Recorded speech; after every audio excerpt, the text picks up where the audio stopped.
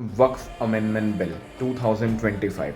जैसा कि आप सभी लोग जानते हैं, वक्फ अमेंडमेंट बिल 2025 लोकसभा में पास कर दिया गया, राज्यसभा में भी पास कर दिया गया। लोकसभा में 232 मेंबर्स जो थे वो अनफेवर में थे और 288 मेंबर्स जो थे वो फेवर में थे, और राज्यसभा में 128 मेंबर्स फेवर में थे और 95 मेंबर्स अनफेवर में थे। राष्ट्रपति श्री द्रौपदी मुर्मू जी ने इसको साइन कर दिया और ये अब एक एक्ट बन गया।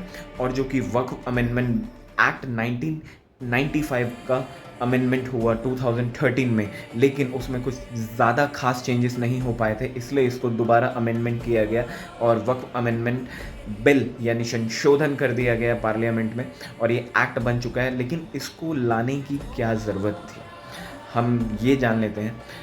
क्योंकि वक्फ एक बेसिकली बोर्ड है जहाँ पर मान लीजिए कि अगर किसी ने अगर कोई मुस्लिम पर्सनल है और किसी ने या कोई भी अगर बोर्ड को एज अ चैरिटी अपनी प्रॉपर्टी दे दी, तो वो जो बोर्ड है उस प्रॉपर्टी को एज अ पब्लिक सेक्टर में जनहित के लिए यूज़ करेगा। किसी के लिए घर बना दिया जाएगा, ओल्ड एज होम बना दिया जाएगा, हॉस्पिटल बना दिया जाएगा, दवाई डिस्ट्रीब्यूशन सेंटर बना दिया जाएगा।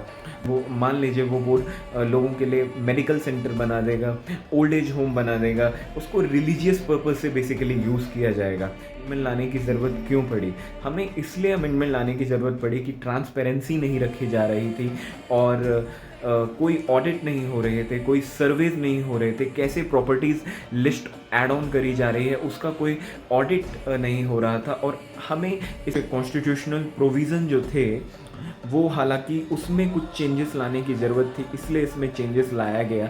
जो अगर इनके पास कोई प्रॉपर्टी आ गई तो उसको फिर कोई चैलेंज नहीं कर सकता है हाई कोर्ट में, वो भी बिल, और अगर कर सकता है तो वो भी सर्टेन कंडीशन में हाई कोर्ट में चैलेंज कर सकता है, नहीं तो उसके डिसीजन को कोई चैलेंज नहीं कर सकता।